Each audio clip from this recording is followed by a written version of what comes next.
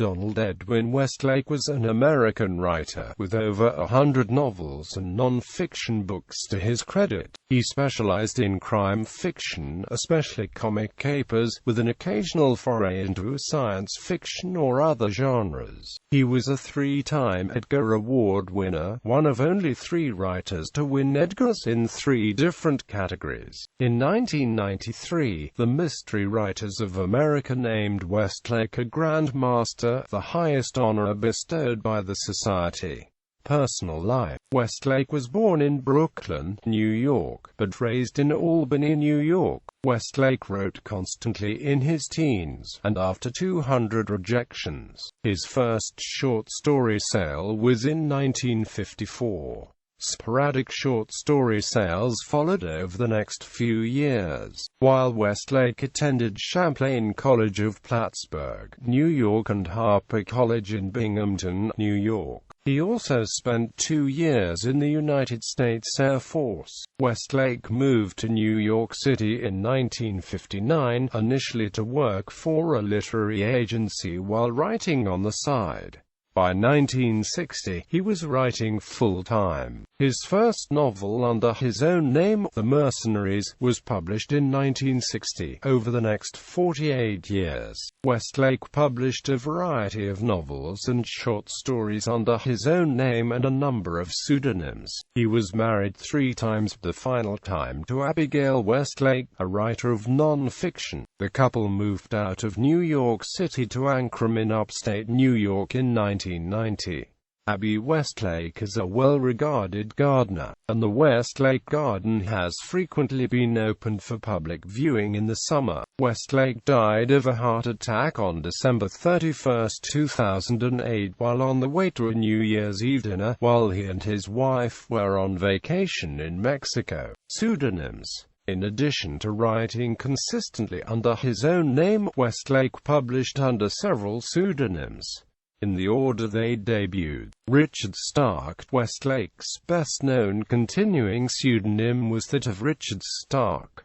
Stark debuted in 1959 with a story in Mystery Digest. 4 other Stark short stories followed through 1961, including The Curious Facts Preceding My Execution, later the title story in Westlake's first short story collection. Then, from 1962 to 1974, 16 novels about the relentless and remorseless professional thief Parker and his accomplices appeared and were credited to Richard Stark. Stark was then inactive until 1997, when Westlake once again began writing and publishing Parker novels under Stark's name. The University of Chicago began republishing the Richard Stark novels in 2008. When Stephen King wrote the novel The Dark Half in 1989, he named the central villain George Stark as an homage to Westlake. Alan Marshall. Westlake acknowledged writing as many as 28 paperback soft porn titles from 1959 to 64 under these names. Titles include All My Lovers, Man Hungry, All About Annette, Sally, Virgin Summer, Call Me Sinner, Off Limits, and 3 featuring the character of Phil Crawford, Apprentice Virgin, All the Girls Were Willing, and Sin Prowl.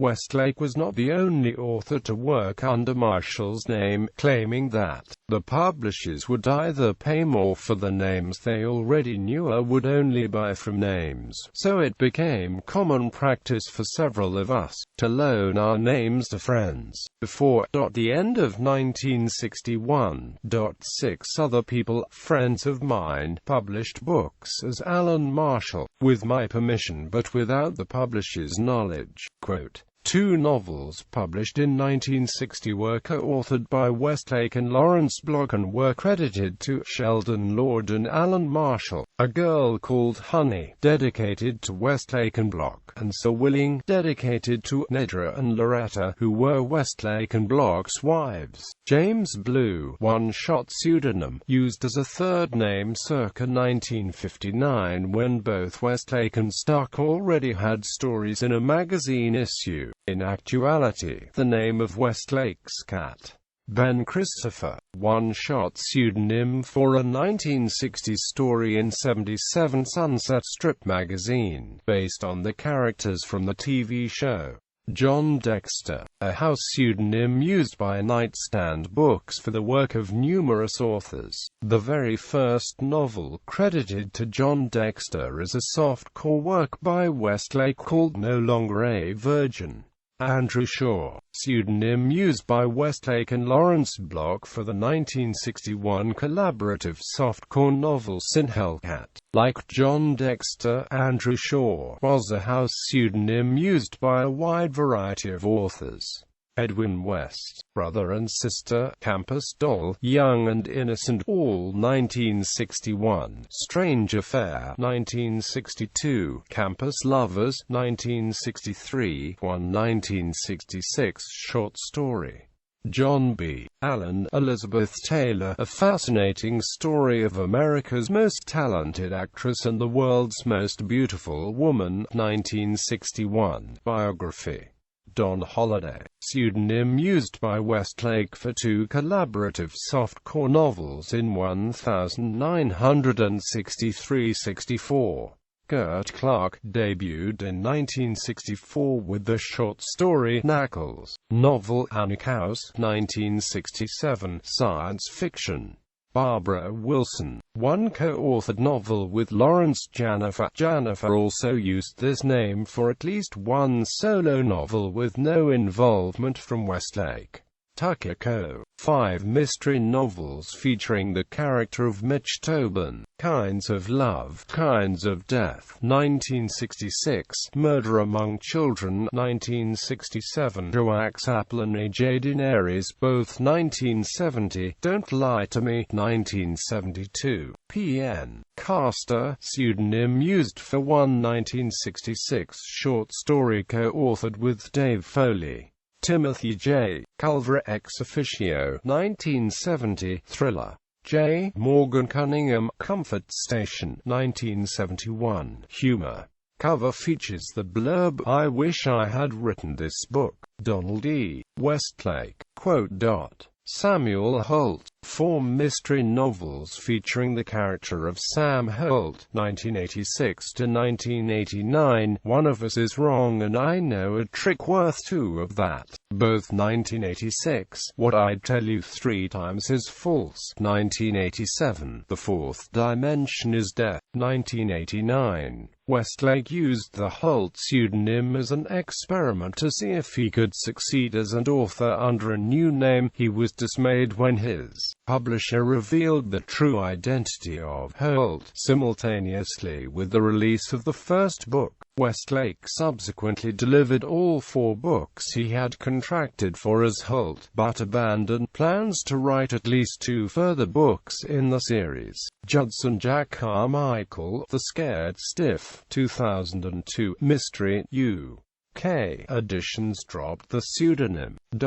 Westlake sometimes made playful use of his pseudonyms in his work. John Dortmunder and Associates plan a kidnapping based on a mythical Richard Stark Parker novel in Westlake's Jimmy the Kid. Stark himself makes an appearance in the novel. Richard Stark's character of Parker has ID that gives his name as John B. Allen. In the film version of The Grifters, a key scene takes place at the firm of Stark, Co. and Fellows. Westlake explains the in-joke in the film's DVD commentary track, noting that he wrote books as Richard Stark, Tucker Co. and some other fellows.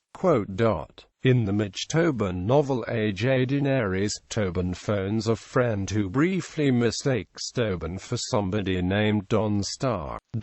Additionally, Westlake conducted a mock interview with Richard Stark, Tucker Co. and Timothy J. Culver in an article for the non-fiction book Murder Inc., the mystery reader's companion. Writing style. Donald Westlake was known for the great ingenuity of his plots and the audacity of his gimmicks. His writing and dialogue are lively. His main characters are fully rounded, believable, and clever. Westlake's most famous characters include the hard-boiled criminal Parker and Parker's comic flip side John Dortmunder. Mr. Westlake was quoted as saying that he originally intended what became the Hot Rock to be a straightforward Parker novel, but it kept turning funny, and thus became the first John Dortmunder novel.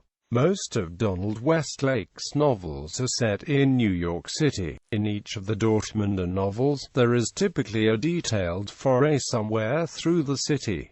He wrote just 2 non-fiction books, Under an English Heaven, regarding the unlikely 1967 Anguillan Revolution, and a biography of Elizabeth Taylor. Westlake was an occasional contributor to science fiction fanzines such as Zero, and used Zero as a venue for a harsh announcement that he was leaving the science fiction field. Motion pictures and television. Several of Westlake's novels have been made into motion pictures. 1967's Point Blank with Lee Marvin as Parker. 1968's The Split with Jim Brown as Parker. The Hot Rock in 1972 with Robert Redford, Cops and Robbers in 1973. The Outfit with Robert Duvall as Parker. Also in 1973, Bank Shot in 1974 with George C. Scott. The Busybody in 1967, Slayground with Peter Coyote as Parker in 1983, Why Me? With Christopher Lambert, Christopher Lloyd, and J.T. Walsh in 1990, Payback in 1999, the second film made from The Hunter, with Mel Gibson as Parker, What's the Worst That Could Happen? In 2001, with Martin Lawrence, Konstantin Costa-Gavras adapted The Axe for the European screen in 2005, to great critical and public acclaim. Entitled Le Couperet, the film takes place in France and Belgium rather than the novel's setting of New England. Parker in 2013, based on Flashfire, with Jason Statham as Parker. In his introduction to one of the short stories in Thieves' Dozen, Westlake mentioned legal troubles with Hollywood over his continued use of the Dortmunder novel characters. The movie studios attempted to assert that he had sold the rights to the characters to them permanently as a result of the Redford film. The novel Jimmy the Kid has been adapted 3 times, in Italy as Come Ti Rapisco il Pupo in 1976, in the U.S. as Jimmy the Kid in 1982 starring Gary Coleman, and in Germany as Jimmy the Kid in 1998 starring Herbert Knapp. The novel Too Much has been adapted twice, in France as La Jumeau in 1984, and in the U.S. as Too Much in 1995 starring Antonio Banderas and Melanie Griffith. Jean-Luc Godard's Made in USA in 1966 was an extremely loose adaptation of the Jugger. Neither the film's producer nor Godard purchased the rights to the novel, so Westlake successfully sued to prevent the film's commercial distribution in the United States. Westlake was himself a screenwriter. His script for the 1990 film The Grifters, adapted from the novel by Jim Thompson, was nominated for an Academy Award. Westlake also read the screenplay The Stepfather, the film of which was sufficiently popular to receive 2 sequels and a remake, projects in which Westlake was not involved. In 1987, Westlake wrote the teleplay Fatal Confession, a pilot for the TV series Father Dowling Mysteries based on the novels by Ralph McInerney. He also appeared in a small role in the 3rd season episode, The Hard-Boiled Mystery. Westlake also wrote 2 story treatments for the James Bond film Tomorrow Never Dies in collaboration with Bond series writer-producer Michael G. Wilson. None of Westlake's ideas were used in the completed film, but in 1998 the author used the first treatment as the basis for a novel, Fall of the City, which has never been published. Westlake co-wrote the story for the pilot of the ill-fated 1979 TV series Supertrain with teleplay-writer Earl W. Wallace. Westlake and Wallace shared created by Credit works, novels, collections of curious facts preceding my execution. Enough. Levine. Tomorrow's Crimes includes the novel Annick House, Horse Laugh and Other Stories. The Parker Omnibus Volume 1, published in UK, containing The Man with the Getaway Face, The Outfit, and The Deadly Edge. The Parker Omnibus Volume 2, published in UK, containing The Split, The Score, and The Handle. A Good Story and Other Stories. Thieves' Dozen, a collection of 10 Dortmunder short stories and 1 related story. Transgressions, Ed McBain edited collection of 10 novellas, including Westlake's Dortmunder novella Walking Around Money. Non-fiction, Elizabeth Taylor, a fascinating story of America's most talented actress and the world's most beautiful woman. Under an English Heaven. The Getaway Car, a Donald Westlake non-fiction miscellany, ISBN 9780226121819. Produced screenplays Cops and Robbers. Hot Stuff co-written with Michael Caine. The Stepfather, Why Me? Based on Westlake's novel, co-written with Leonard Maas, Jr. The Grifters, based on the novel by Jim Thompson. Ripley Underground, based on the novel by Patricia Highsmith, co-written with William Blake Heron. Unpublished, unproduced works: Fall of the City, novel based on Westlake's Tomorrow Never Dies story treatment. The Score, screenplay based on Westlake's Richard Stark novel. Murder at the Vanities, mystery stage musical, libretto by Westlake, music and lyrics by Donald Oliver and Amp. David Spencer. God's Pocket, screenplay based on the Pete Dexter novel. Maximum Bob, screenplay based on the Elmore Leonard novel. Arms of Nemesis, screenplay based on the novel by Stephen Saylor. Absolute Faith, original screenplay co-written with Gas M. Abrahamian.